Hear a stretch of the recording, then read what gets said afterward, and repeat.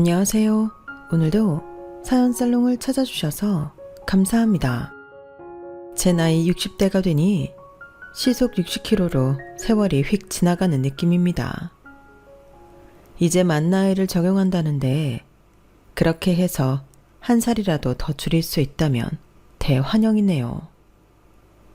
속사포처럼 흘러가는 세월이 야속하고 또 야속합니다. 눈코 뜰 새 없이 열심히 치열하게 살아왔어요. 어릴 적 미아가 되어 부모와 헤어지고 이 흉흉한 세상을 저 혼자 살아내야만 했거든요. 여자 팔자 뒤웅박 팔자라고 결혼 잘해서 신랑 덕보는 여자들도 많던데 저는 남자운까지 지지리도 없었네요. 다행히 믿을 만한 자식이 하나 있고 이젠 소농장도 잘 되고 있으니 하늘에 감사하며 남은 여생을 마음의 여유를 갖고 살아보려 합니다. 전 아들 둘 낳아 장가보낸 할매예요. 근데 왜 믿을 만한 자식은 하나밖에 없다고 썼는지 궁금하시죠? 어렸을 적부터 무척 똑똑해서 결국 의사가 된 큰아들은 천하의 배은망덕한 놈이 되어버렸거든요. 원래도 싸가지가 바가지인 놈이었으나 결혼하고 더더욱 심해져서 결국 의절했네요. 이젠 제 곁에 있는 막내 아들과 며느리가 유일한 가족이다라고 생각하며 살기로 했어요. 뭐 큰 부자는 아니지만 소농장하며 벌어놓은 돈도 몽땅 막내 아들 내외에게 주려고 합니다. 어린이집 선생님이었던 막내 며느리는 몇 년 전 신내림을 받고 무당이 되었죠. 제 인생의 큰 덩어리가 된 사건들을 맞추는 걸 보면 진짜 신기가 있긴 하더군요. 제가 왜 이렇게까지 큰아들을 멀리하게 되었는지 이유가 궁금하시죠? 어디서부터 풀어내야 할지 고민이 되네요. 64년을 살아오며 단 하루도 평안한 날이 없었거든요. 굵직한 사건들 위주로 제 인생을 한번 쭉 풀어볼게요. 전 어릴 적 말이 아주 늦게 튀었다고 해요. 거의 6살이 다 되어서야 엄마 아빠를 했다고 하니 바보는 아니었는데 좀 많이 늦었죠. 이건 다 고아원 원장님한테 들은 이야기예요. 전 4살부터 고아원에 살았었거든요. 부모님이 일부러 절 버린 건 아니었고 길 잃은 미애가 돼서 고아원으로 흘러 들어온 거죠. 혹시 또 모르죠. 친부모님이 일부러 버렸을지도요. 하지만 그렇게 생각하면 제 삶이 너무 비참해지므로 그냥 길을 잃었다고 믿고 싶네요. 비록 말은 늦게 튀었다고 해도 제 첫 기억은 고아원에 오기 전 해변가예요. 분명 친부모로 추정되는 분들과 해변에 놀러온 것 같아요. 그러다 저 혼자 길을 잃고 엉엉 울며 헤매었던 게 아주 어렴풋이 기억나요. 그때의 바닷가 짠내와 고운 다습했던 날씨도 살짝쿵 기억이 나고요. 그날의 트라우마가 아직도 있는지 지금처럼 날씨가 더워지기 시작하면 뭔가 불안해지기도 한답니다. 그날부로 고아원 생활이 시작되었죠. 지금은 고아원에 대한 지원도 많고 시설도 좋아졌다고 하지만 제가 있던 시절은 무려 60년 전이니 당시 환경은 안 봐도 비디오죠. 늘 굶주렸기에 매일 고아원생들끼리 음식 전쟁을 벌여야 했죠. 저에게 음식이란 맛을 보고 즐기는 것이 아닌 투쟁의 산물이었어요.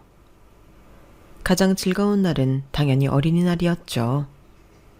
그래도 그날만큼은 과자 박스가 여기저기서 선물이 들어왔었어요.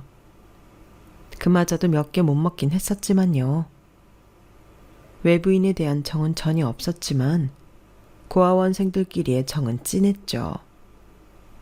20살이 되어 독립하기 전까진 미우나 고우나 살 부대끼며 함께 살아야 하는 가족이었으니까요. 혈육이 없던 우리는 서로를 의지하며 살았죠. 어쨌든 지금도 계란 후라이와 아이스크림, 식빵, 우유 등이 그렇게 귀하게 여겨진답니다. 덕분에 늘 비만으로 살아가는 뚱땡이 할머니가 되어버렸네요. 젊었을 땐 늘씬하단 소리도 많이 들었어요. 할매치고 큰 키인 167cm이거든요. 이발하는 비용이 아까워 머리도 항상 기르고 다녔기에 허리까지 찰랑거렸고 20대엔 몸무게도 50kg을 넘어본 적이 없었네요. 아, 옛날이요. 얼른 다이어트 해야겠습니다. 20살이 가까워지자 고아원에서는 당연히 퇴소해야 했죠. 지방이었는데 서울에 대한 로망이 있다 보니 차비 정도만 들고 기차 타고 서울역으로 향했네요. 근사한 서울역과 잘 차려입은 서울 사람들을 보며 사투리 안 써야겠다고 다짐했던 게 생각나네요. 서울역 앞 광장에는 전봇대가 많았는데 광고 전단지가 더덕더덕 붙어 있었죠. 그중 딱 눈에 들어오는 한 개가 있었어요. 그때 당시 저의 가장 큰 고민이던 숙식을 단번에 해결해준다는 광고였어요. 무슨 다방 여직원 모집 공고였는데 다방이나 커피 같은 단어도 세련되게 느껴져서 그 전단지를 쭉 찢어들고 물어물어 찾아갔죠. 다방 마담으로 보이는 여자는 절 보더니 껌을 질겅질겅 씹으며 흡족한 미소를 짓더군요. 몇 살이야? 키도 크고 몸매도 좋고 얼굴도 반반하니 합격? 저 뒤쪽 창고가 앞으로 지낼 방이니 짐 풀고 화장 좀 하고 나와. 네? 화장이요? 저 화장품이 하나도 없는데요. 화장품도 없어? 화장할 줄도 모르겠네. 가만히 있어봐. 내가 칠해줄게. 대체 뭐 하는 곳인지도 잘 모르는 채 다방 마담이 해주는 메이크업을 받으니 어느새 제 눈은 시퍼래져 있었고 입술은 쥐잡아 먹은 듯 빨개져 있더군요. 아무리 순진하고 세상 물정 모르는 저였지만 진한 화장에 낯선 제 얼굴을 보니 뭔가 낌새가 이상했어요. 자, 저쪽 테이블로 가서 김 사장님 접대 좀 해. 우리 다방 최고 단골 손님이니까 시키는 대로 하라고. 멋모르고 앉은 테이블에선 김 사장이라고 불리는 웬 노인네가 음흉하게 제 옆에 탁 붙어 앉더군요. 그때 당시 60대 손님이라고 하던데 지금이야 60대가 청춘이지만 무려 40년 전 60대는 꼬부랑 할아버지였죠. 시정 잡배 갔던 그 할아버지는 제 곁에서 절 주물럭거리려고 하더군요. 너무 깜짝 놀란 저는 그 할배의 손을 탁 치고 자리에서 일어났어요. 어딜 만지는 거예요? 당장 이 손 치우지 못해? 아니 이것이 다방 레지 주제에 감히 손님을 쳐? 너 내가 누군 줄 알아? 내 말 한마디면 이 다방 당장 망하게 할 수 있어. 예나 지금이나 내가 누군 줄 알아 이 멘트는 통용되나 봅니다. 그 할배는 저를 치려는 신용까지 하더군요. 그때 누군가 그 할배의 팔을 탁 잡았어요. 나이를 똥구녕으로 처먹었나? 술집도 아닌 다방에서 여자를 주물럭거리고 난리야. 당장 쳐나가지 못해? 계속 지랄하면 네 몇 가닥 안 남은 머리숱을 다 뽑아버릴 테니. 그 할배는 젊은 남자의 괴력에 깨갱하고 다방을 나가더군요. 다방 마담도 차마 그 남자와 저에게 뭐라 못하더군요. 전 슈퍼맨 같던 그 남자에게 연신 머리를 조아리며 감사의 표시를 했죠. 그런데 얼굴을 보는 순간 어라? 그 남자는 고아원에서 가족같이 지내던 설문 오빠 아니겠어요? 오빠도 절 알아보고는 엄청 놀란 눈치였죠. 설자야, 너 강설자 맞지? 5년 만에 보는구나. 진짜 반갑다. 고아원에서 독립해서 서울로 올라온 거야.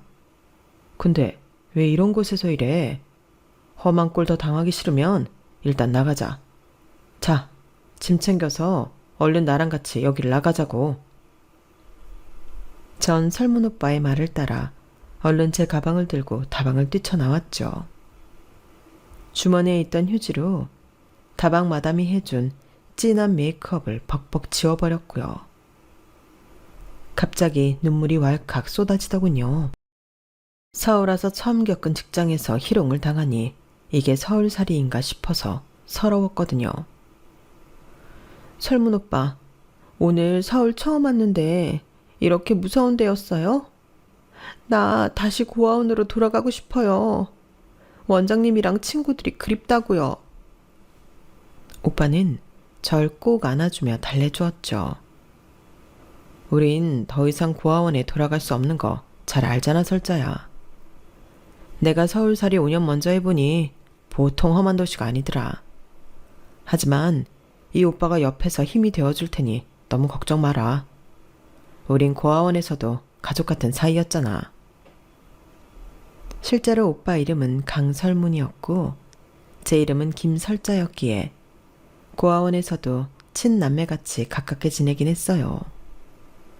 물론 그 이름들이 다 고아원 원장이신 수녀님이 지어주신 거였지만요.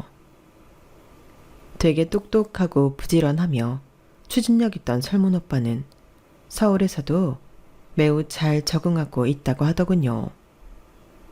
본인 말로는 잘 적응하는 정도가 아니라 사업으로 크게 성공했다고 했어요. 전 그 말들을 다 진실로 믿었죠. 내겐 가족 같은 사람이었으니까요. 하지만 설문 오빠는 점점 저와 연인으로 지내고 싶어 했어요.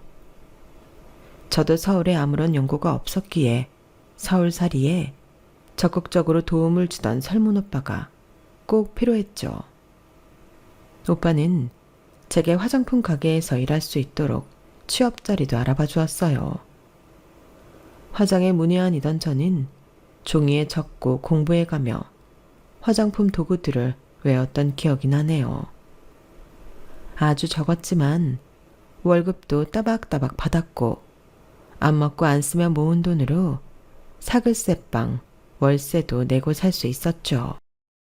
그때까지의 보증금은 설문 오빠가 빌려준 돈으로 해결했고 전 돈을 모으자마자 바로 갚았어요.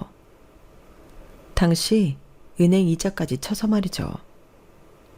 설자야, 섭섭하게 우리 사이에 뭘 돈을 갚어. 이 돈 그냥 넣어둬. 아니에요, 오빠. 아무리 사랑하는 사이여도 공과 사는 확실히 해야죠. 말이 나와서 말인데 우리 그냥 확 결혼해서 같이 사는 건 어때? 내가 지금 하는 사업이 너무 바쁘다 보니 너한테 연락도 잘 못하는 것 같고 설자를 놓칠까봐 두려워서 말이야. 얼른 확실한 내 여자로 만들고 싶어. 사랑해. 결혼? 오빠 말대로 지금 사업으로 너무 바쁜 거 아니에요? 일주일에 하루 연락하고 만나기도 바쁜데 결혼할 정신이나 있어요? 지금처럼 휴대폰이 있던 시절도 아니었기에 사업하느라 정신없다던 설문 오빠에게 연락하기가 참 힘들었어요. 그게 다 다른 이유가 있다는 걸 너무 늦게 알아버렸죠. 그러니 더더욱 널 갖고 싶어, 설자야. 우리 결혼식 진짜 성대하게 치르자. 신혼여행도 근사한 곳으로 가고 말이야. 좀 비싸더라도 일생에 한 번뿐인 결혼 최고급으로만 하자고. 순진했던 건지 바보였는지 여튼 저는 설문 오빠의 말을 다 믿었어요. 근사하고 넓은 집을 계약했다는 말을 듣고 심지어 그 집의 외관까지 함께 보고 돌아왔죠. 무려 40평대 대단지 아파트였어요. 그런 곳에서 신혼생활을 누릴 수 있다니 꿈만 같았어요. 설자야, 아직 아파트 안에 사람이 살고 있으니 내부는 다음에 보고 일단 혼수만 하나 둘 준비하도록 하자. 내가 아파트 장만하느라 돈을 다 써버려서 혼수랑 결혼식장 비용은 네 돈으로 좀 해야 할 것 같은데 괜찮지? 오빠가 잘 아는 단골 가게에서 사면 좀 싸게 해준대. 나한테 돈을 주면 내가 다 사도록 할게. 집 사느라 수천만 원을 썼을 테니 저도 최대한 혼수를 잘 해야겠다는 생각에 심지어 은행에서 돈을 대출해서까지 오빠에게 쥐어줬죠. 당시 저한텐 큰 돈이었어요. 그런데 이튿날부터 설문 오빠는 연락이 되지 않더군요. 혹시 사업하느라 너무 과로해서 쓰러지기라도 했나 싶어 오빠의 사무실과 집을 찾아갔죠. 돌아오는 대답은 충격적이었어요. 강설문? 아이고, 그 새끼한테 눈탱이 맞은 여자가 또 있나 보네. 오늘만 벌써 4번째야. 그놈이 여기 사장이라고 했다며? 그놈은 일용직 일꾼이었는데 연락도 안 되고 어젯밤에 톡겼대. 어디로 갔는지는 나도 몰라. 네? 그게 무슨 말씀이세요? 저와 결혼을 약속한 사이인데요. 제가 혼수하라고 돈까지 지어줬는데요. 아이고, 이 푼수떼기 아가씨야. 그 인간이 뿌리고 다닌 씨 때문에 태어난 아이가 이 동네만 무려 3이야. 배달은 아이고. 잘 알고 덤볐어야지. 앞으로 남자 조심하라고. 순진한 아가씨 같으니라고. 하늘이 노래지더군요. 바로 어제까지만 해도 나한테 사랑을 속삭이며 결혼을 말하고 내 돈까지 가져간 사람이 애딸린 유부남의 사기꾼이라뇨. 전 엄청난 충격에 그 자리에 푹 주저앉아 한동안 일어나지 못했어요. 도망간 그놈은 지금까지 못 잡고 있네요. 그래도 고아원에서 잡초처럼 살아남은 저였기에 주저앉아 있을 수만은 없었죠.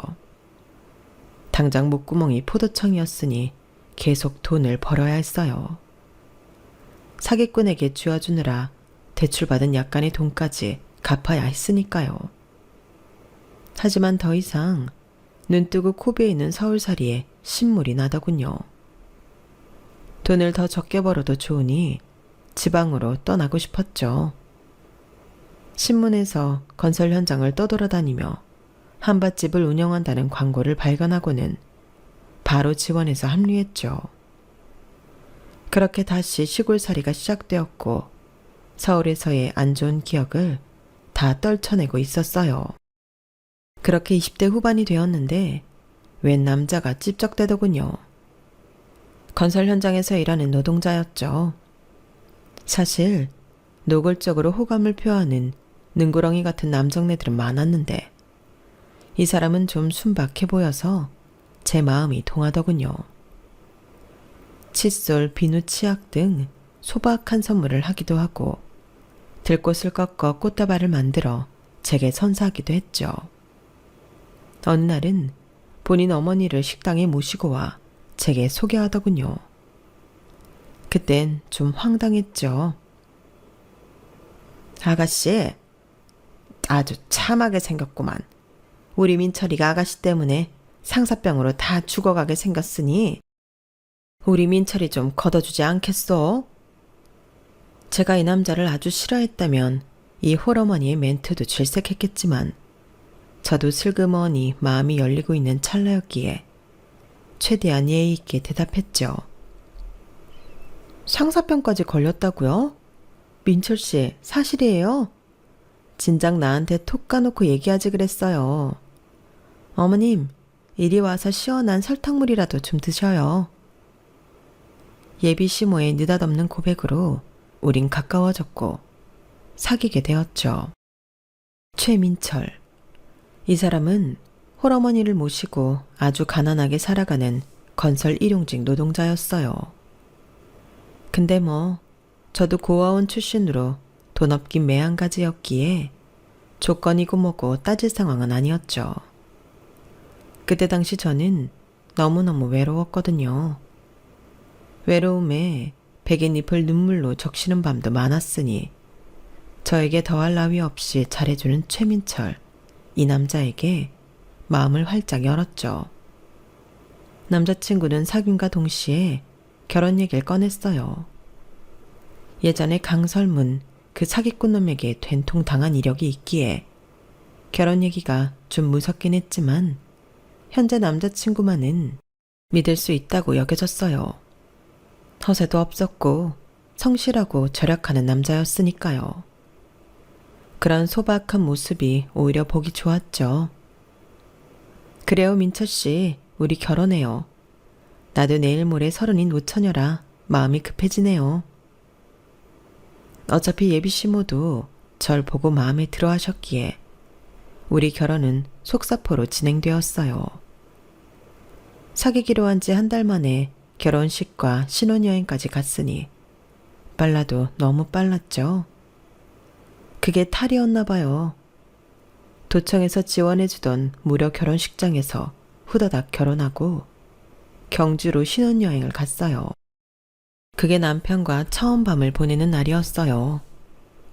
신혼여행지의 여관에서 밤을 보내고 다음날 아침 눈 떠보니 남편이 곁에 없더군요.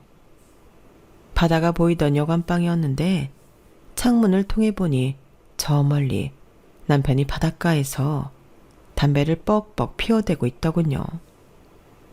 옆에는 남편이 피운 담배꽁초가 수북이 쌓여 있었어요. 전 남편 곁으로 나가보았죠. 왜 이렇게 이른 시간에 담배를 많이 피우고 있어요? 무슨 걱정 있어요? 남편은 저를 착 째려보며 쏘아붙이더군요. 지금 장난해? 난 순결한 여자가 좋아. 너 처녀도 아니었냐? 그리 순진한 척을 해놓고 날 속여먹어? 제길, 혼인신고랑 결혼식을 그렇게 서두르는 게 아니었는데 아우 내 팔자야. 완전 뒤통수 맞았네. 이건 배신이라고 배신. 네 면상 보기 싫으니 썩 꺼져. 난 혼자 집에 갈 테니 넌 알아서 기어 들어오든지 말든지 마음대로 해. 뭐요? 혼자 그렇게 결혼을 서두르더니 막상 신혼여행지 와서 이렇게 구박을 해요? 그럼 내 나이 30이 가깝도록 남자 한번 못 만나봤을 줄 알았어요? 배신감 드는 건 오히려 나라고요. 그렇게 신혼여행에서부터 틀어진 남편과 저희 사이는 시모와 합가에서 사는 신혼집에서도 별반 다르지 않았어요. 당장 갈라서고 싶은 마음이 굴뚝 같았지만 하늘도 무심하시지. 허니문 베이비가 떡하니 생겨버린 거 있죠. 울며 겨자 먹기로 남편과의 결혼 생활을 지속했죠. 그런데 설상가상으로 그렇게 다정하며 따뜻한 눈빛으로 봐주던 시모까지 결혼 후 마귀 알몸처럼 변해버리더군요. 임신한 절 남편과 시모가 쌍으로 구박해댔죠. 야, 아무리 구하라고 못 배워먹었다고 해도 그렇지 제사상 차리는 법까지 모른다는 게 말이 되냐? 모르면 책이라도 빌려서 공부라도 해라. 이 멍청한 며느리야.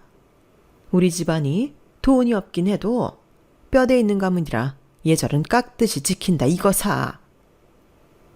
어머님, 예절 깎듯이 지킨다는 분이 임신한 며느리한테 이것저것 하시는 게 말이나 됩니까? 이러실 거면 그냥 파출부를 쓰세요. 제가 이 집 종노릇하러 들어왔습니까? 저도 만삭이 몸으로 식당 일까지 하면서 힘들어 죽겠다고요. 고양 것 어디 시애미한테 눈을 희번떡거리면서 대들어. 이래서 애미애비 없는 년은 식구로 걷어들이는 게 아니었는데. 아휴, 너 정숙한 척은 다 하더니 아들한테 듣자니 처녀도 아니었다며. 네 뱃속에 들어서 있는 애기 우리 민철이 애기 맞기는 한 거냐? 근본 없는 애라 어디서 굴러먹다 온 줄 알 수가 있어야지 원. 지금 뭐라고 하셨어요, 어머님? 신혼여행에서 생긴 아이라고 초반에 말씀드렸잖아요. 지금 와서 뭐요? 제가 바람이라도 폈다는 말인가요? 아무리 며느리지만 말 조심하세요. 단편적인 예지만 참으로 이상한 시모죠. 이것뿐만이 아니었죠. 매일 살얼음판 걷는 기분으로 살았죠. 임신했음에도 불구하고 말이죠. 성실한 줄 알았던 남편은 제가 아들을 낳자 집에서 본인이 아들을 볼 테니 저보고 나가서 일하라더군요. 정말 시모와 남편이 짜작공이 맞는 대환장의 커플이었어요. 다 큰 남자를 견설 현장에 데려다 놓을 수도 없는 노릇이었고 당장 아들 분유값을 벌어야 했기에 전 조그마한 포장마차 하나를 인수해서 일하기 시작했어요. 낮엔 학생들 상대로 떡볶이와 순대, 튀김을 팔았고 밤엔 술을 팔았죠.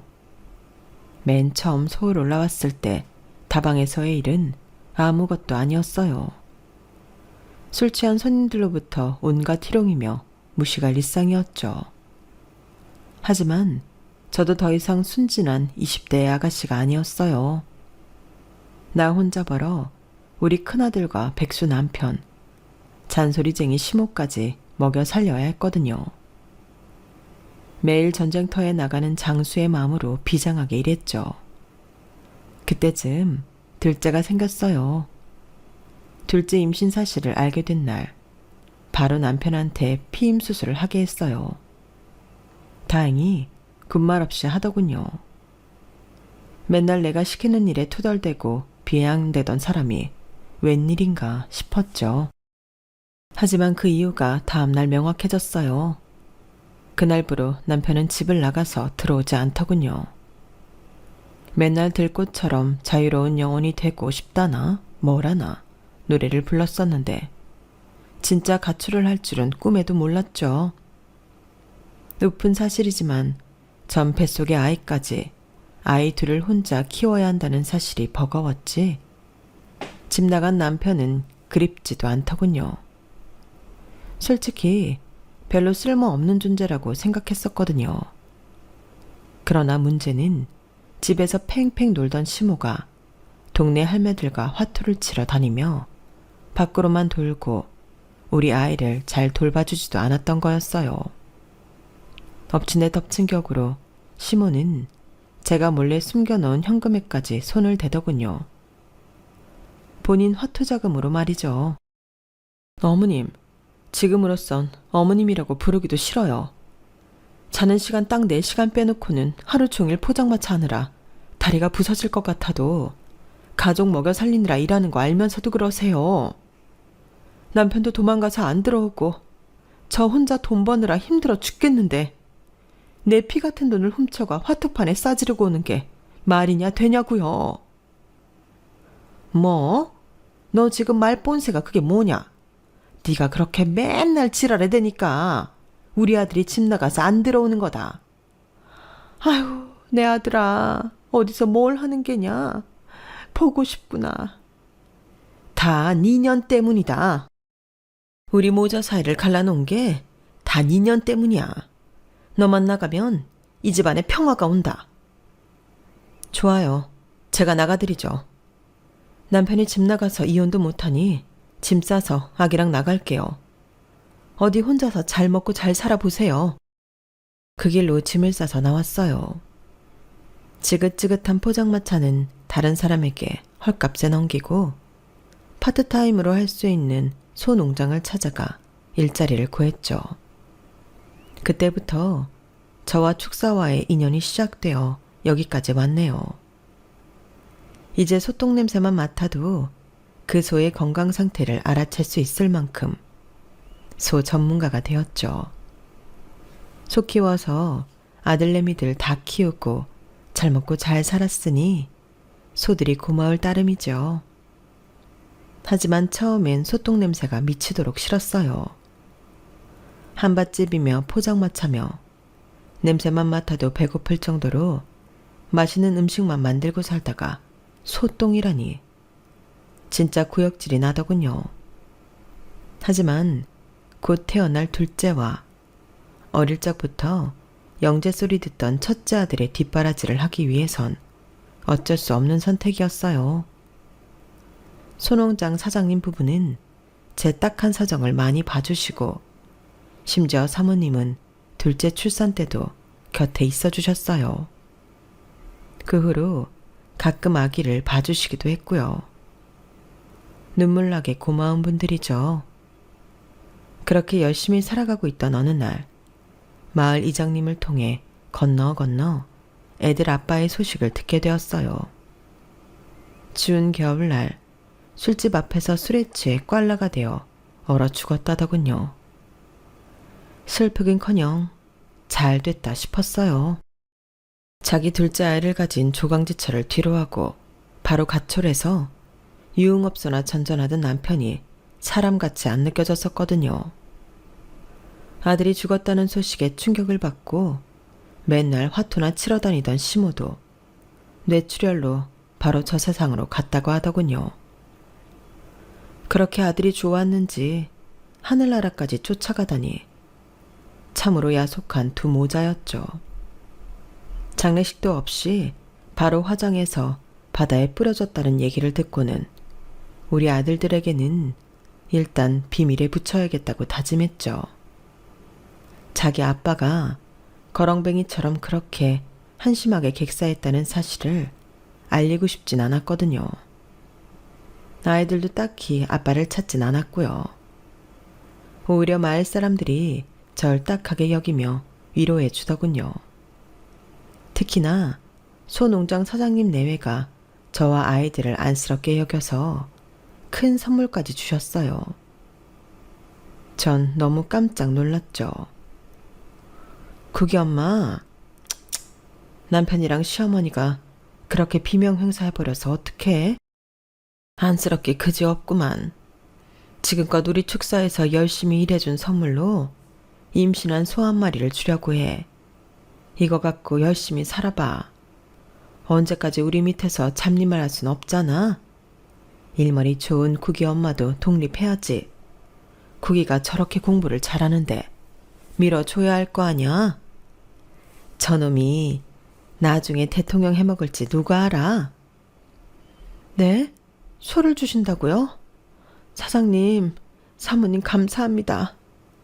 고아원에서 자라 지금까지 저한테 이렇게 진실되게 잘해주신 분들이 없었는데 이게 꿈인가 생시인가 싶네요. 소 잘 키워볼게요. 이 은혜 평생 잊지 않겠습니다. 전 그 자리에 주저앉아 펑펑 울었어요. 백날 첫날 고생만 한 내 인생이 불쌍하기도 했고 소농장 사장님께 너무 감사하기도 했고요. 아마도 사장님 부부가 자식이 없어서 더 저와 아이들에게 잘해주셨는지도 모르겠어요. 그 후로 사장님의 도움을 받아 다른 동네에서 조그맣게 소농장을 시작해 소를 키우기 시작했고 지금은 무려 100마리에 달하네요. 축사를 점점 넓혀왔는데 이 주변에 대기업이 들어서는 바람에 땅값만 10억 가까이 되었고 모든 재산 합치면 그래도 한 2, 30억은 하는 것 같습니다. 찐부자들에 비하면 세 발에 피겠지만 무일푼에서 시작한 제가 이 정도의 재산을 일굴 수 있었던 건 기적에 가까운 일이죠. 모든 것은 사장님 부부의 첫 지원 덕분이었던 것 같아요. 그 후로 그분들을 제 친부모처럼 여기며 명절 때도 찾아뵙고 지금까지 교류하며 잘 지내고 있답니다. 물론 소농장을 꾸려가며 고난과 역경이 없었던 건 아니에요. 축사를 운영해 보신 분들은 다 아시겠지만 제게도 별별 일이 다 있답니다. 한 번은 소에 치명적인 역병이 돌아 거의 씨가 마를 정도로 많은 소가 하룻밤에 죽어버린 일도 있었죠. 충격에 쓰러질 뻔했지만 제가 쓰러지면 제 목숨과도 같던 두 아들을 대체 누가 보겠나요? 얼른 훌훌 털고 또다시 잡초처럼 일어서야 했죠. 그게 엄마로서의 숙명 아니겠어요? 또 한 번은 장마철이었는데 비가 억수같이 내려 홍수로 축사가 다 떠내려갈 뻔했죠. 어차피 잠도 안 오는 마당에 저 혼자 축사를 잡고라도 있어야 마음이 놓을 것 같아서 대충 우비를 걸치고 천둥번개 치는 밤에 축사로 향했어요. 그때 아직 어린 둘째 아들이 눈을 비비며 말하더군요. 엄마, 나도 같이 갈래요. 홍수에 엄마 떠내려가면 어떡해. 우리 엄마 내가 지켜줄 거야. 사랑스러운 둘째 아들한테 고마운 마음에 눈물이 핑 돌더군요. 어렸을 적부터 좀 이기적이고 냉정하던 첫째 아들은 그날도 참 냉소적이었죠. 야, 최석, 니까짓 게 무슨 보탬이 된다고 나간다는 거야. 홍수에 떠내려가면 죽는 사람은 엄마 한 사람으로 족하지. 너까지 죽으면 우리 집안은 뭐가 되냐? 잉? 전체 귀를 의심했어요. 사고로 죽는 사람은 저 하나면 족하다는 게 중학생 아들이 할 수 있는 말인지 대단히 충격적이었어요. 야, 구가, 너 지금 밤중에 사고 막으러 나가는 엄마한테 그게 할 소리냐? 넌 애기 때부터 참으로 야박한 말을 많이 하더니 다 커서도 그러는구나. 아, 매정한 것. 첫째 구기는 늘 미운 말투로 제 화를 돋구곤 했지만 그 아이의 명석한 두뇌는 놀라울 따름이었어요. 고등학교에 올라가 모의고사를 보니 반등수 전교 석차가 아닌 전국에서 8등을 해오더군요. 야, 구가, 몇십만 명 중에 8등을 한 거야? 너 진짜 대단하구나. 엄마가 제대로 돌봐주지도 못했는데 이렇게까지 공부를 잘해주니 고맙구나. 늘 퉁명스러운 큰아들은 입을 삐죽거리며 답하더군요. 엄마로서 직무유기면 돈이라도 척척 잘 대주세요. 수학 2 부분이 자꾸 만점이 안 나오니 수학 과외 받아야겠어요.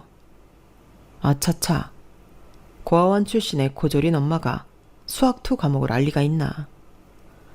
아휴, 나도 대학 나온 똑똑한 엄마가 있었으면 좋겠다. 소똥 냄새 나는 무식한 가족이 이젠 지긋지긋하다고요. 큰아들은 이렇게 저와 둘째 아들을 무시해대기 일쑤였죠. 둘째는 착한 심성을 가지긴 했으나 성적은 영 꽝이었거든요. 하지만 저에게 혈육은 이 세상에서 아들 둘뿐이니 아무리 미운 소리를 한다 한들 제 몸을 갈아서라도 두 아들에게 희생하며 살았죠. 지금 와서는 그게 참 후회됩니다. 공부를 잘해도 인성이 거지 같으면 훌륭한 의사도 될 수 없는 법인데 공부 잘하는 큰아들을 상전 대접하며 잘못 가르친 것 같아 후회 막심이에요. 나이만 먹었지 사람 같지 않게 커버렸거든요. 다 제 탓이죠. 큰아들은 예상대로 우리나라 최고 대학의 의대에 합격했어요. 그날 저와 막내는 너무 기뻐 축하해주며 축하 파티를 열어주려 했죠. 하지만 큰아들은 거부하더군요. 아우, 뭘 당연한 걸 가지고 그렇게 호들갑을 떨어요. 난 의대 합격한 친구들과 카페 빌려서 축하 파티 할 거니까 얼씬도 하지 말아요. 엄마랑 동생 오면 소똥 냄새가 진동한다고요. 전화 끊어요. 엄마인 내 말이 끝나기도 전에 큰아들은 전화를 끊어버리더군요. 그 후로 집에는 의대 등록금이 필요할 때만 기어들어오고 그 외엔 코빼기도 비추지 않았죠. 둘째 아들은 전문대를 졸업하고 소방공무원이 되고 싶다고 하더군요. 위험할 것 같다는 생각에 엄마로서 만류했죠. 서가, 그냥 좀 더 안전한 직업을 택하면 안 될까? 소방관은 너무 위험하잖아. 응? 엄마, 난 정의로운 사람이 되고 싶어요. 어렸을 때부터 위험에 빠진 사람들을 돕는 소방관이 꼭 되고 싶었어요. 정년 보장되고 직업 탄탄하고 좋잖아요. 성격 좋고 착한 우리 막내다운 결정이었어요. 저도 수긍하고 막내의 꿈을 응원해 주었죠. 하지만 첫째 아들은 자기 동생의 선택에 비아냥대고 무시하더군요. 야, 최석, 너 소방관 됐다고? 불난 집에 물대포나 쏘러 다니겠네. 어려서부터 겁나게 멍청하더니 결국 몸 쓰는 직업을 택했구나. 아이고, 네가 4년제라도 갔으면 펜대 굴리며 편하게 일할 것을. 형으로서 쪽팔리니까 혹여라도 나 보면 아는 척도 하지 마라. 야, 큰애야, 너 지금 엄마도 있는 자리에서 취업한 동생한테 축하는 못 해줄 망정 말본새가 그게 뭐냐? 의사만 직업이더냐? 소방관도 사회에 없어서는 안 될 필수 직업이다. 존중을 못할 망정 잘난 척 그만해라. 큰아들은 저의 지적에 열이 받았는지 그놈의 소똥 냄새 얘기를 또 언급하며 집을 나가 대학 기숙사로 다시 가버리더군요. 속 키워서 비싼 의대 등록금 대주는 건 생각도 안 하는지 맨날 집에 오면 소똥 냄새 난다며 혐오스럽다는 얘기만 주구장창 해댔죠. 나이만 성인 나이지 어른스럽지 못한 큰아들이었어요. 그런 큰아들이 의대를 졸업하자마자 부잣집 여자를 잡았다며 대뜸 결혼하겠다더군요. 엄마, 나 결혼해요. 돈 많은 여자를 잡았거든요. 무려 미국에서 사업하는 집안 외동딸이에요. 마담 또 통해서 선봤는데 외모도 섹시하고 딱 내 스타일이에요. 다음 주말에 상견례 하기로 했는데 엄마 놀 필요 없어요. 그냥 결혼 자금만 있는 대로 다 줘봐요. 얼마 줄 수 있어요? 뭐? 갑자기 결혼? 상견례를 하기로 했다면서 난 올 필요가 없다니. 그게 대체 무슨 말이니? 차근차근 설명해봐. 아휴, 무식한 엄마가 설명하면 알아듣긴 해요. 참네. 무명 탤런트 출신 세련되게 생긴 아줌마 아저씨 섭외했으니 소똥 냄새 나는 엄만 안 와도 된다고요. 내 계좌로 나 장가 보내려고 모아둔 돈만 입금해요. 끊어요. 그렇게 마파람에 개눈 감추듯 큰아들의 결혼은 저희 가족의 참석 없이 진행되었어요. 큰아들 놈이 괘씸하여 그때까지 모아둔 현금을 한 푼도 안 주고 싶었지만 부모 마음으로 그게 안 되더군요. 소농장이 한창 잘 되던 때라 몇 억이라는 거금을 내주었죠. 큰아들이 결혼한 지 얼마 되지 않아 소방관으로 근무하던 둘째 아들도 어린이집 선생님 출신인 아가씨를 소개하며 결혼하겠다더군요. 싹싹했던 그 아가씨가 더없이 예뻐 보였어요. 웬일인지 아들보다 더 내 자식 같은 마음이 들더군요. 막내 며느리감에게 정이 더 가는 이유가 따로 있었어요. 바로 어려서 조실부모하고 저처럼 고아로 어렵게 자라온 아가씨였기 때문이죠. 그 사정을 듣고는 그 아가씨 손을 덥석 잡고 한참을 울었네요. 부모 없이 혼자 살아오느라 얼마나 고생이 많았어요. 네, 그 맘 다 알죠. 앞으로 친엄마처럼 잘해줄 테니 어려워 말고 내게 의지해도 좋아요. 대신 나도 쿨한 성격이니 간섭은 하지 않을게요.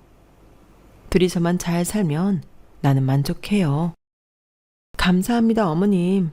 제가 살아온 인생을 다 이해해 주시는 것 같아서 너무 좋네요. 남편과 어머님 섬기며 잘 살겠습니다. 결혼 허락해 주셔서 감사합니다. 이미 큰아들 결혼에 갖고 있던 현금을 모두 준 상태라 둘째 아들 결혼엔 대출을 받아야 했어요. 하지만 갚을 능력은 되었기에 기쁜 마음으로 대출을 해서 막내 아들 내외에게 조그만 아파트 한 채를 마련해 주었어요. 얼굴도 모르는 부잣집 큰 며느리보다 소박한 막내 며느리에게 훨씬 정이 갔죠. 그런데 그렇게 아끼던 막내 며느리에게 몹쓸 병이 찾아왔어요. 서울 상급 종합병원을 다 가보았지만 원인을 알 수 없는 병이었죠. 막내 며느리는 몇 년 동안 하혈을 하고 쓰러지기 일쑤였으며 고열과 오한으로 고통 속에 밤을 지새웠어요.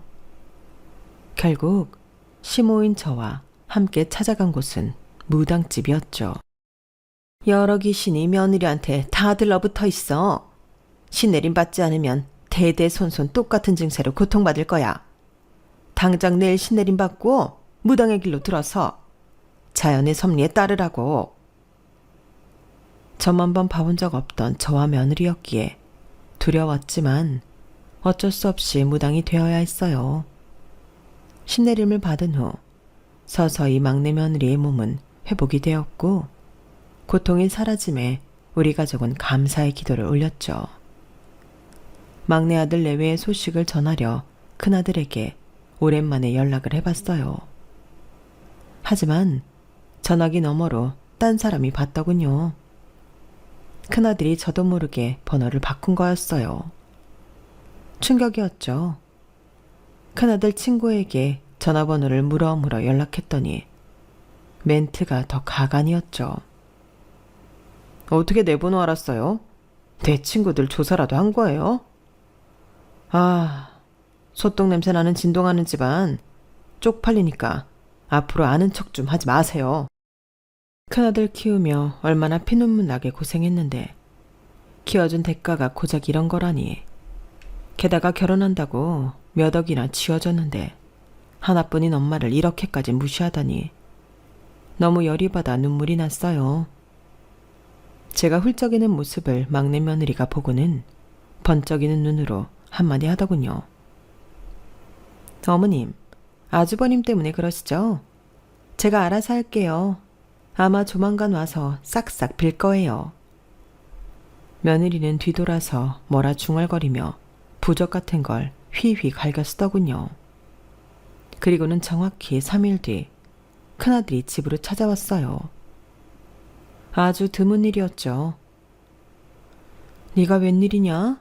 부잣집으로 장가가고부턴 아예 전화번호까지 바꾸고 연락을 끊더니 아주 이 엄마와 연을 끊은 줄 알았다 난. 엄마, 제가 이 세상에서 가장 사랑하는 엄마와 연을 끊겠어요? 전화번호는 하도 스팸이 많이 와서 바꾼 거예요. 오해 마세요. 큰아들로부터 세상 처음 들어보는 사랑한단 말에 적잖이 당황했어요. 너 대체 무슨 말을 하려고 이리도 상냥하게 구는 거냐? 어서 단도직입적으로 얘기해봐. 괜히 불안하다. 사랑하고 존경하는 엄마, 지금까지 나 의대 보내고 장가 보내느라 희생하셨듯이 이번 한 번만 마지막이라 생각하고 돈 좀 대주세요. 나 완전 결혼 사기당했어요. 그 여자 룸사롱 새끼 마담이었고 중간에 마담뚜도 돈 받아 처먹고 나한테 술집 여자 소개해준 거였어요. 이게 하얀 가운 입은 의사 남편 얻는 게 평생 소원이었다나 뭐래나. 기가 차서 정말. 미국 부자 집안도 다 뻥이었고 상견례며 결혼식 때 가족 친지들 다 알바생들이었어요. 게다가 내 명의로 대출을 몽땅 받고는 도망쳤어요. 지금 내 이름으로 빚만 17억이 생겼어요. 엄마, 제발 한 번만 도와주세요. 소농장 이거 다 팔면 17억 빚 한 방에 갚아주실 수 있잖아요. 네? 어려서부터 공부 잘하던 효자 큰아들 외면하지 마시고 한 번만 살려주세요. 이상하게 큰아들이 마치 남처럼 느껴졌어요. 어려서부터 건방지고 늘 얄미운 말만 내뱉던 큰아들이 이렇게 내 앞에서 사랑한다 도와달라 사정해대니 좀 이상하더군요. 그저 인과응보라는 말이 떠오를 뿐이었죠. 다 네가 자초한 일 아니겠니? 너도 상견례 때 나 소똥 냄새 난다고 못 오게 하고 탤런트 출신 알바 썼잖아. 그쪽도 사기 결혼이고 너도 사기 결혼이니 피장파장이네. 안 그래? 난 우리 막내 아들 부부 뒷바라지 해주느라 너한테 한 푼도 못 준다. 속 키워가며 의대 보냈으니 네가 가진 능력으로 17억을 갚든지 말든지 마음대로 해라. 썩 꺼져. 검은 네 속을 내가 모를 줄 알아? 내가 빚 다 갚아주면 그때 또 무시할 게 뻔해. 넌 어릴 적부터 아주 못돼 처먹은 아들놈이었으니 엄마로서 도리가 있으니 내가 수중에 갖고 있는 현금 100만 원만 줄게. 가서 깎아나 사 먹어라. 앞으로 영 끊고 살자. 더 이상 연락하거나 찾아오지 말아라. 엄마, 제가 앞으로 효도할게요. 제발 17억 빚만 좀 갚아주시면 안 될까요? 이러다 저 신용불량자 되게 생겼다고요. 네? 막내 며느리야, 네 아주버님 떠나신단다. 문 열어들어라. 이렇게 막내 며느리의 예언은 현실이 되었어요. 그 외에도 며느리가 가까운 미래에 굵직한 일들을 맞추니 신기할 따름이네요. 친아들을, 그것도 똑똑한 의사 아들을 어떻게 그렇게 매정하게 내칠 수 있냐고요. 산전수전 공준전까지 다 겪은 인생이다 보니 저 싫다고 무시하는 사람과는 아무리 아들이라도 상종하기 싫더군요. 능력 있는 의사니 17억 빚을 언젠가 알아서 갚겠죠. 뭐 이젠 독립적으로 살 때도 되었다고 생각합니다. 여기까지가 제 64세 인생 스토리의 가장 최근 일이네요. 아마 저보다 더한 일을 겪으신 분들도 많겠죠. 인생이란 다 비슷비슷한 것 같아요. 현재 좋은 일을 맞은 분들에겐 축복을, 힘든 일을 겪고 계신 분들에겐 위로를 드립니다. 하지만 아무리 큰 성공과 큰 실패를 겪었다 해도 얼른 잊어버리고 빨리 다음 스텝을 밟는 게 중요한 것 같아요. 훌훌 털어버리고 새로운 태양이 뜨는 내일을 힘차게 맞이하자고요. 제 이야기는 여기까지입니다. 건강하시고 행복하세요. 여러분, 사연 댓글에 응원과 현명한 조언 부탁드려요. 좋아요와 구독은 저에게 큰 힘이 됩니다. 오늘도 좋은 일 가득하세요.